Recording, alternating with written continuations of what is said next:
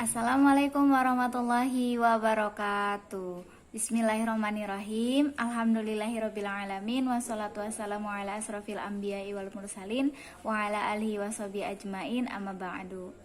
Hai semuanya, apa kabar hari ini? Ketemu lagi dengan Kak Ujun di sini. Hari ini kita akan belajar fikih, melanjutkan materi yang kemarin.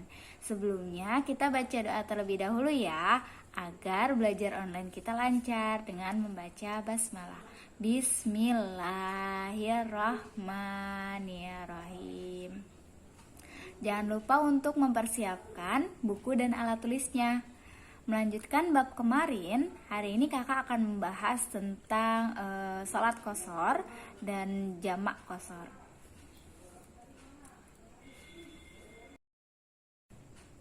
Nah, untuk tujuan pembelajaran kita hari ini, yang pertama, setelah pelajaran ini diharapkan siswa mampu memahami yang pertama yaitu pengertian sholat qashar, yang kedua syarat diperbolehkannya sholat qashar, yang ketiga dasar hukum sholat qashar, yang keempat pengertian jamak qashar. Jadi sholat jamak dan sholat qashar itu bisa digabungkan. Jadi kalau kemarin kita bahas sholat jamak saja, hari ini kita bahas sholat qashar, dan yang terakhir ada yang namanya sholat jamak qashar seperti itu.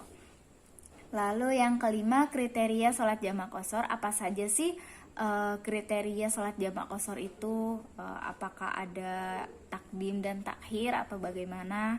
Nanti kita bahas ya. Dan yang terakhir, bagaimana tata cara pelaksanaan sholat jamak qashar. Disimak baik-baik ya. Untuk memudahkan pembelajaran kita hari ini, teman-teman bisa simak. Jadi di sini ada peta konsep tentang sholat jamak dan sholat qashar. Jadi ada 3 ya, istilahnya ada jamak, lalu ada sholat qashar, lalu digabungkan sholat jamak dan qashar seperti itu. Baik, yang pertama yaitu pengertian sholat qashar. Mengqashar sholat adalah memendekkan atau meringkas rakaat sholat yang jumlahnya ada 4 menjadi 2 rakaat. Jadi diringkas. Ayo, apa saja sholat fardu yang 4 rakaat? Duhur, asar, dan isya. Berarti subuh sama maghrib nggak boleh kak? Nggak boleh diqashar. Kalau maghrib itu tetap maksudnya disempurnakan rakaatnya seperti itu. Sholat fardu yang dapat diqashar meliputi sholat duhur, asar, dan sholat isya. Sedangkan mengqashar sholat maghrib dan subuh tidak diperbolehkan seperti itu. Nah, lalu apa saja syarat diperbolehkannya sholat qashar? Tidak semua berpergian atau perjalanan itu mengakibatkan hukum bolehnya mengqashar sholat. Sama halnya seperti sholat jamak kemarin ya. Bukan hanya pada saat hujan saja, misalkan kalian boleh menjamak. Nah, dengan ketentuan kalian misalkan sholat jamaknya itu di masjid, nah itu boleh. Tapi kalau misalkan di rumah masing-masing itu nggak boleh sholat jamak gitu ya. Diperbolehkan mengqashar sholat jika terpenuhi syarat-syarat berikut. Syarat yang pertama yaitu tujuan bepergian untuk keperluan yang wajib, disunahkan atau diperbolehkan atau mubah. Jadi syarat pertama itu kalau teman-teman mau melaksanakan sholat qashar, terus teman-teman pergi nih, udah niat mau sholat qashar nanti di jalan. Perginya ini harus ada hukumnya juga, dalam artian apakah ini mengunjungi sanak saudara, itu kan baik ya tujuannya. Apakah ini untuk dakwah, misalkan teman-teman seorang pendakwah misalkan kayak gitu, atau tujuan lain yang hukumnya itu adalah wajib, sunnah, atau boleh.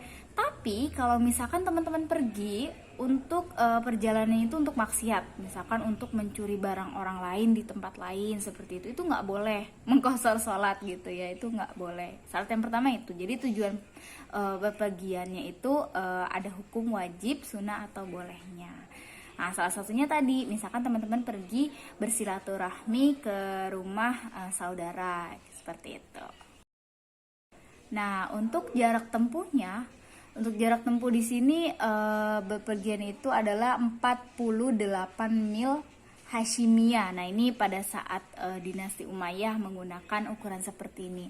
Nah, lalu bagaimana jika dihitung dengan waktu? Nah, waktunya itu jarak tempuh diperkirakan memakan waktu sehari semalam. Misalkan dalam perjalanan teman-teman itu memakan waktu yang lama, satu hari selama satu hari gitu ya. Nah, teman-teman boleh mengqashar sholat seperti itu. Itu syarat yang kedua. Namun, ada beberapa pendapat tentang jarak tempuh dalam hitungan modern saat ini. Yang pertama itu jaraknya 80,64 km atau 80 kilo lebih 640 meter atau 88,74 km atau 96 km atau juga 94,5 meter. Nah, untuk pendapat mayoritas ulama, kebanyakan ulama itu berpendapat bahwa jarak tempuhnya itu sekitar 120 km. Ini jarak tempuh minimalnya Kak ya, katakan minimalnya segitu. Kira-kira jaraknya itu dari Jakarta kemana Kak? Kalau dilihat dari Google Map, kemarin Kakak cek itu dari Jakarta ke Bandung gitu. Atau dari Jakarta ke Surabaya. Nah itu kan memakan waktu yang cukup lama. Lalu bagaimana kalau misalkan jarak tempuhnya itu ternyata bisa ditempuh, bisa di singkat seperti itu, karena kan sekarang ada tol ya, ada jalan tol yang mana mungkin 1-2 jam kita sudah sampai. Nah maka kalau misalkan kita melaksanakan sholat qashar bagaimana Kak? Itu bisa dipertanyakan lagi.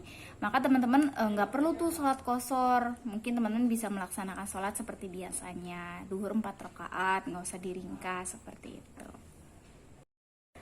Nah, lalu untuk syarat diperbolehkannya sholat qashar yang ketiga yaitu hukum boleh mengqashar sholat ketika telah keluar dari wilayah administratif. Dalam artian misalkan gini, teman-teman tinggalnya di Jakarta Barat. Nah, keluar ke wilayah Jakarta Barat nih administrasinya, keluar misalkan ke Jakarta Selatan atau mungkin Bandung atau yang lainnya. Nah, itu boleh, sudah termasuk hukum bolehnya mengqashar sholat.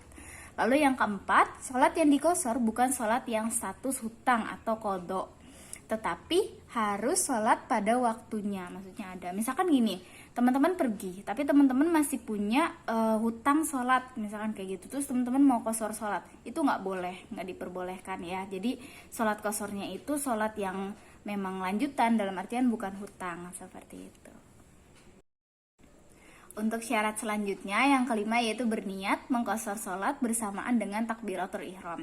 Niat harus tetap terjaga hingga selesainya sholat. Jadi pada saat teman-teman melaksanakan sholat qashar, niatnya itu dibaca pada saat takbiratul ihram. Sama seperti sholat biasa ya. Jadi kita membaca Allahu Akbar, dalam hati kita niat seperti itu. Jadi coba dipelajarin ya teman-teman ya, belajar untuk membaca niat di dalam hati lalu mengucapkan takbiratul ihram dengan mengucapkan lewat lisan. Ketika di tengah ragu apakah qashar atau sholat sempurna, maka wajib menyempurnakan sholatnya dengan tidak perlu membatalkan lebih dahulu. Misalkan di tengah-tengah teman-teman ragu, aku mau qashar sholat atau enggak ya, jadi teman-teman bisa menyempurnakan sholatnya. Yang awalnya niatnya itu mengqashar sholat, tapi di tengah-tengah teman-teman ragu, teman-teman harus menyempurnakan sholatnya. Misalkan teman-teman sholat qashar duhur, niatnya qashar, tapi di tengah-tengah bingung, ragu gitu. Jadi harus disempurnakan saja. Jadi 4 rakaat, jangan 2 rakaat. Lalu bagaimana untuk niatnya? Nah, coba teman-teman simak ya, kakak bacakan niatnya. Contoh niat sholat duhur dengan qashar. Usolli fardhu duhri maksuratil lillahi ta'ala. Artinya, aku berniat mengerjakan sholat duhur dengan mengqashar hanya semata-mata karena Allah Subhanahu wa Ta'ala. Seperti itu. Nah, lalu untuk syarat selanjutnya yang keenam yaitu jika dilaksanakan secara berjamaah, dianjurkan tidak bermakmum kepada imam yang sholat tanpa qashar. Dalam artian begini, misalkan teman-teman mau qashar sholat tapi teman-teman mau jamaah nih, teman-teman harus mastiin dulu apakah imamnya ini sedang mengqashar sholat juga ataukah sedang sholat yang sempurna, dalam artian nggak diringkas seperti itu. Jadi harus hati-hati gitu ya. Kalau misalkan bisa sendiri ya nggak apa-apa, jadi sholat qasharnya sendiri. Tapi kalau misalkan berjamaah, teman-teman harus memastikan apakah imamnya ini sedang sholat qashar atau tidak. Jangan-jangan beda niat nih gitu ya, harus diperhatikan baik-baik. Nah, lalu untuk syarat selanjutnya yang ketujuh yaitu mengetahui syarat-syarat mengqashar sholat, bukan hanya sekedar ikut-ikutan. Jadi dipastikan lagi teman-teman pada saat ingin mengqashar sholat, teman-teman harus tahu dulu nih syaratnya apa saja sih. Yang pasti berpergian ya, yang pasti berpergian. Lalu tadi harus niat seperti itu. Lalu jangan bermakmum pada imam yang tidak sholat qashar, sama seperti itu. Lalu lihat juga jaraknya, kira-kira jaraknya ini sudah memenuhi syarat untuk sholat qashar tidak, seperti itu harus diperhatikan. Jadi teman-teman apapun itu sebenarnya, apapun itu, kalau teman-teman melaksanakan satu ibadah, teman-teman tidak mengerti ilmunya, maka itu sama halnya sia-sia, seperti itu. Jadi mau teman-teman sholat 1000 rakaat tapi nggak tahu ini mau sholat apa gitu, itu kan amal yang sia-sia seperti itu ya. Jadi teman-teman harus tahu ilmunya dulu, seperti itu. Lalu yang kedelapan yaitu meyakini masih belum sampai tujuan. Bila ragu atau yakin bahwa tempat tujuan telah sampai, hanya belum menemukan alamat pastinya, maka harus menyempurnakan jumlah rakaatnya. Misalkan seperti ini, teman-teman berpergian ke suatu wilayah yang daerahnya itu ternyata sangat pelosok misalkan gitu, sedangkan waktu sholatnya itu sudah mepet. Teman-teman boleh mengqashar sholat pada saat itu apabila belum sampai tujuan gitu ya. Misalkan teman-teman pergi ke satu daerah yang memang sangat terpencil sekali, nggak akses jalannya itu sangat sulit untuk dilalui. Nah teman-teman boleh untuk mengqashar sholat, dilihat dari bagaimana waktunya, seperti itu. Nah tapi dipastikan lagi ya apakah alamatnya itu sudah benar atau tidak. Nah ini merupakan satu keringanan untuk kita sebagai seorang muslim dalam menjalankan ibadah sholat. Lalu yang 9, daerah yang menjadi tempat tujuan itu jelas. Jadi teman-teman pergi ke suatu tempat itu harus jelas dulu, ini mau pergi kemana nih kita. Jangan-jangan cuman kayak muter-muter doang terus alasannya aku mau mengqashar sholat dulu karena aku habis berpergian. Tidak seperti itu. Jadi berpergiannya itu harus jelas gitu ya, harus jelas dulu jarak tempuhnya seperti tadi disyaratkan, katakan minimal 120 km menurut pendapat ulama, seperti itu ya. Jadi harus dipastikan dulu. Atau teman-teman misalkan keliling kota, muter-muter Jakarta misalkan sampai malam, Kak tadi kan katanya minimal 1 hari Kak. Nah tapi kan itu tujuannya nggak jelas, seperti itu ya. Jadi tidak memenuhi syaratnya. Nah lalu bagaimana untuk dasar hukum sholat qashar ini sendiri? Yang pertama itu ada ayat yang menjelaskan tentang bagaimana sholat qashar itu diperbolehkan pada saat pertempuran. Nah ini pada saat zamannya Nabi ya.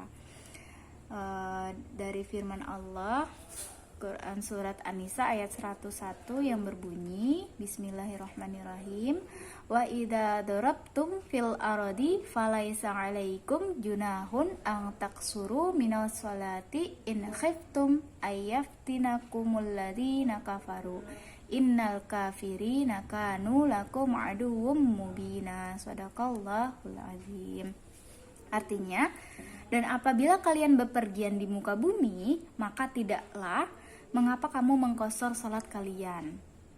Jika kamu takut diserang orang-orang kafir, sesungguhnya orang-orang kafir itu adalah musuh yang nyata bagimu. Jadi pada saat perang itu kan para sahabat itu merasa khawatir ya, takutnya ada serangan musuh dari manapun itu, entah itu dari belakang atau dari depan. Maka di sini sholat qashar itu diperbolehkan pada saat itu, seperti itu.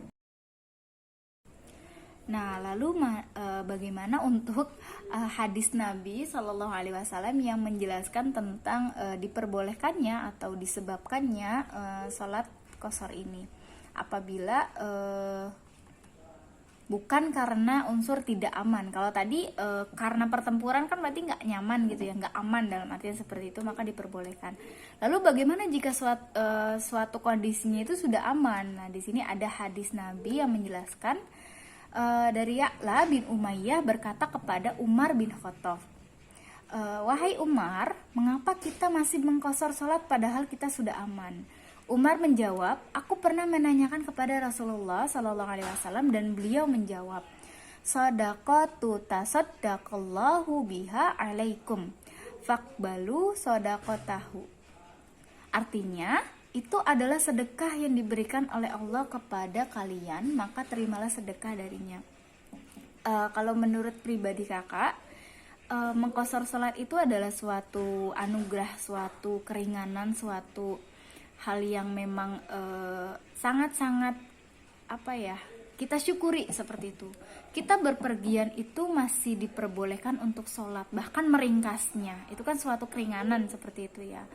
Di sini makanya Umar menjawab, aku pernah menanyakan kepada Rasulullah bahwa itu adalah sedekah yang diberikan oleh Allah kepada kalian, terimalah sedekahnya. Walaupun dalam situasi yang aman, dalam artian seperti itu, kita masih diperbolehkan untuk mengqashar sholat. Jadi dalam artian bukan hanya pas tidak aman saja atau khawatir saja kita boleh mengqashar sholat, bahkan dalam keadaan aman saja kita boleh, dengan ketentuan dan syarat yang tadi kakak jelaskan, seperti itu ya.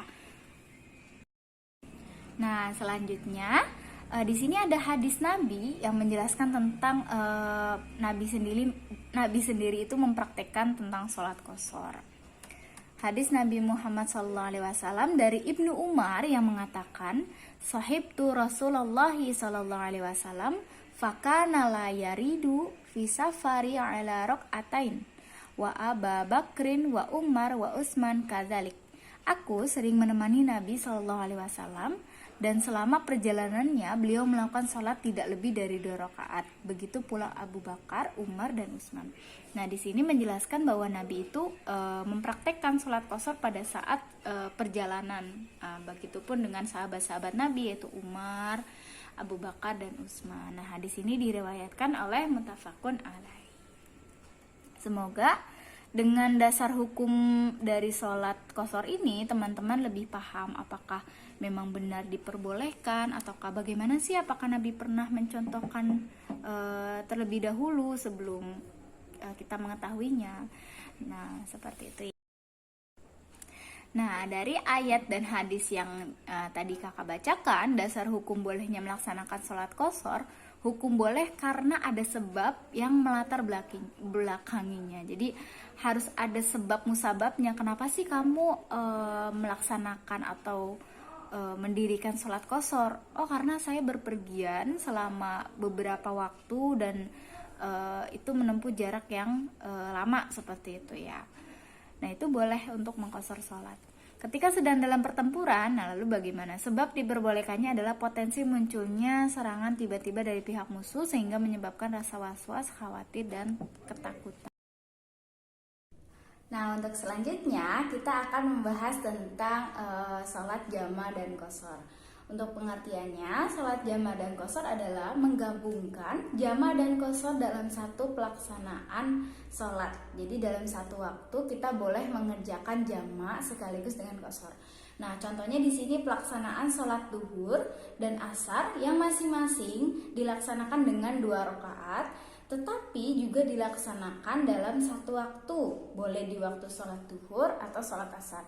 Jadi kalau sholat jama itu kemarin kita ada jama takdim dan jama takhir, yaitu dilaksanakan pada awal waktu atau akhir waktu.